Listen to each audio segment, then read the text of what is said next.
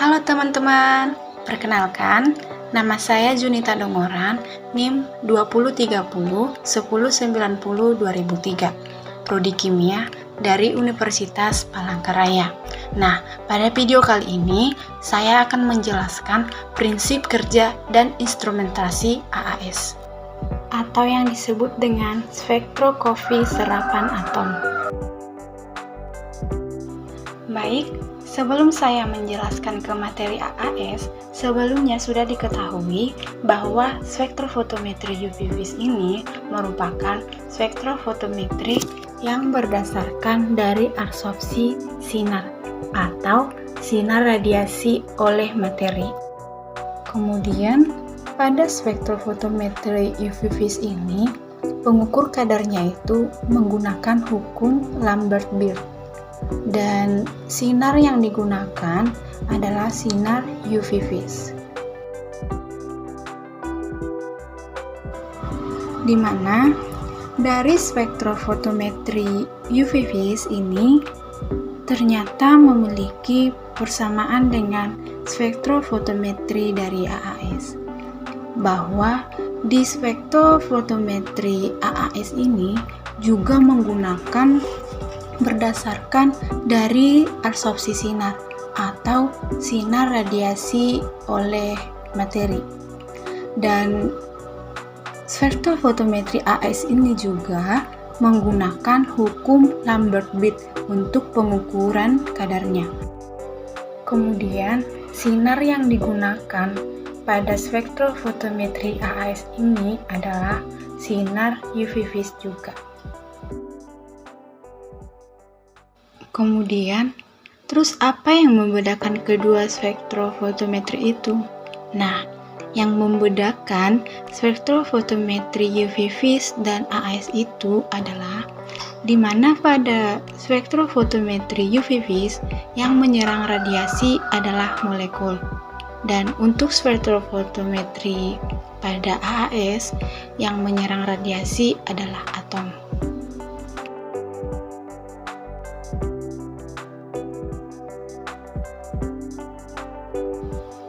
Kemudian, untuk materi yang selanjutnya adalah prinsip kerja dari spektrofotometri AAS, di mana pada prinsip kerja dari spektrofotometri AAS ini ada 3 bagian, yaitu yang pertama atomisasi, di mana atomisasi ini merupakan larutan sampel menjadi uap atom, di mana larutan sampel akan diaspirasikan ke semua senyawa atau unsur-unsur yang akan diubah menjadi uap atom, sehingga senyawa mengandung atom dari unsur-unsur yang akan dianalisis. Kemudian, tahap yang selanjutnya yaitu absorpsi, di mana pada absorpsi ini terdapat beberapa atom yang akan tereksitasi secara termal. Tetapi, kebanyakan atom akan tetap tinggal sebagai atom netral pada keadaan dasar, di mana atom-atom pada keadaan dasar akan menyerap radiasi. Untuk tahap yang selanjutnya adalah pengukuran absorbansi.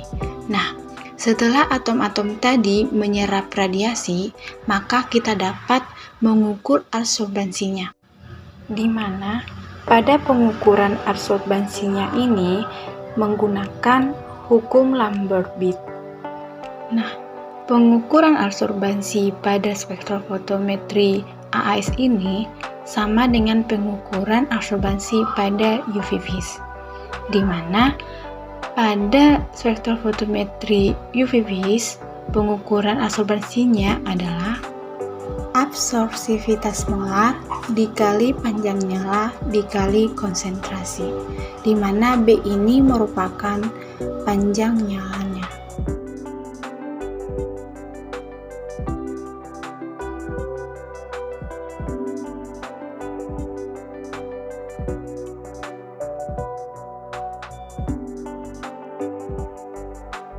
Kemudian, ketika absorpsivitas molar dan panjang nyalanya itu konstan, maka kita dapat mengukur dari pengukuran absorbansi dan memperoleh konsentrasi dari logam yang kita ukur, bahwa absorbansi itu berbanding lurus dengan konsentrasi analit di dalam sampel tersebut.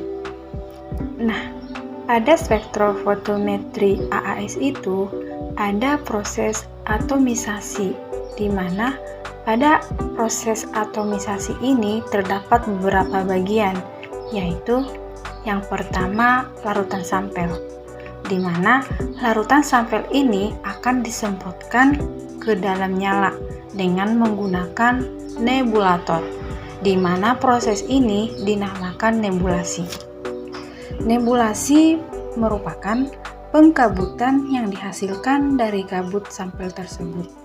Kemudian, tahap yang selanjutnya adalah desolvasi, di mana sampel akan kehilangan ikatan dan molekul larutnya karena temperaturnya itu tinggi, sehingga kabut sampel akan berubah menjadi aerosol padat atau gas.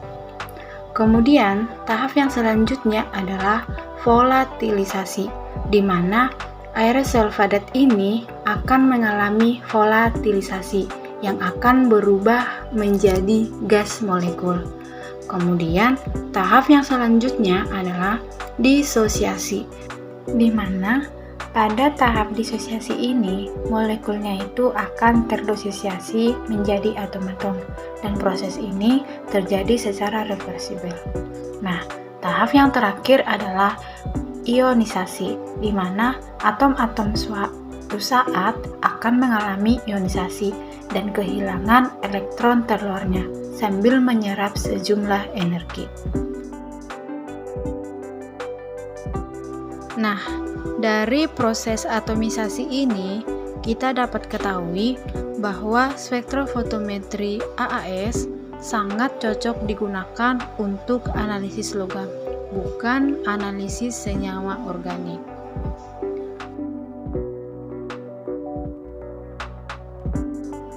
Nah, untuk materi yang selanjutnya adalah instrumentasi AAS, di mana secara umum instrumentasi AAS ini terdiri dari 3 bagian, yaitu yang pertama sumber sinar, di mana sumber sinar ini digunakan untuk menghasilkan sinar. Yang kedua, sistem pengatoman atau atomisator. Nah, atomisator ini digunakan untuk menghasilkan atom-atom bebas. Kemudian, yang ketiga itu adalah instrumen untuk pengukuran sinar yang spesifik yang terdiri dari monokromator, detektor, dan sistem baca atau readout. Nah, tadi pada sumber radiasi ini digunakan sumber radiasi yang berasal dari lampu katoda cekung, di mana yang dilengkapi dengan pemotongannya chopper, di mana chopper ini pada AAS diperlukan untuk mengatur cahaya dari sumber sinar agar tidak tercampur dengan radiasi yang dipancarkan dari nyala. Jadi, chopper ini berfungsi untuk memotong kelebihan cahaya yang tidak diperlukan atau yang akan mengganggu jalannya pengukuran. Kemudian, instrumentasi selanjutnya adalah atomisator, di mana pada atomisator ini sampel yang berbentuk larutan akan dimasukkan ke dalam nyala, di mana pengubahan unsur dalam larutan menjadi atom-atomnya yang dilakukan dengan memasukkan larutan ke dalam nyala tersebut, di mana mula-mula larutan akan digabutkan dalam sistem penggabutan, kemudian diatomisasi dalam nyala tersebut. Kemudian, instrumentasi yang selanjutnya adalah monokromator, di mana monokromator ini berfungsi untuk mengisolasi garis dengan panjang gelombang tertentu, karena sebuah lampu katoda biasanya mengisikan lebih dari satu garis-garis komposit untuk tiap unsur tersebut.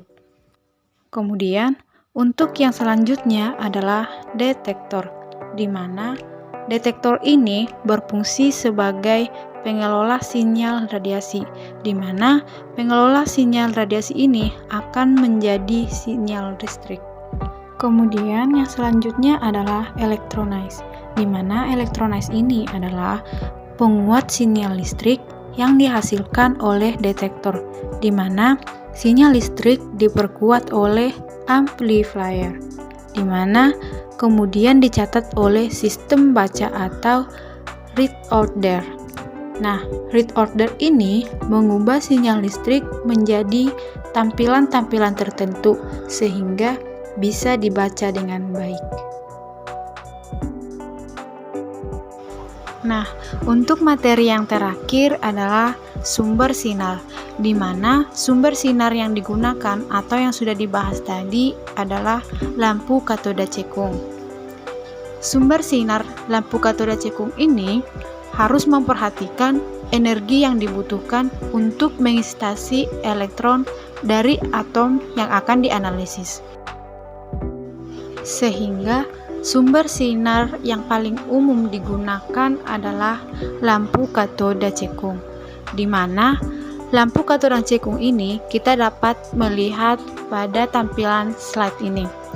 Nah, pada tampilan ini, lampu katoda cekung itu terdiri dari anoda dan katoda cekung, di mana katoda tersebut dibuat dari logam dan unsur yang akan diteliti atau dilapisi dengan unsur tersebut.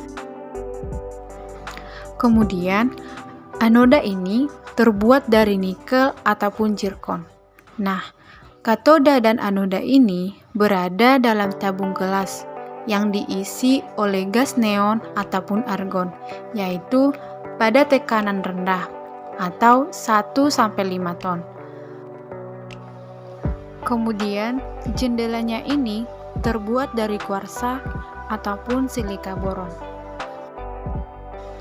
Baik, sekian materi yang dapat saya sampaikan pada video kali ini, yaitu prinsip kerja dan instrumentasi AAS. Semoga bermanfaat bagi teman-teman semua. Terima kasih.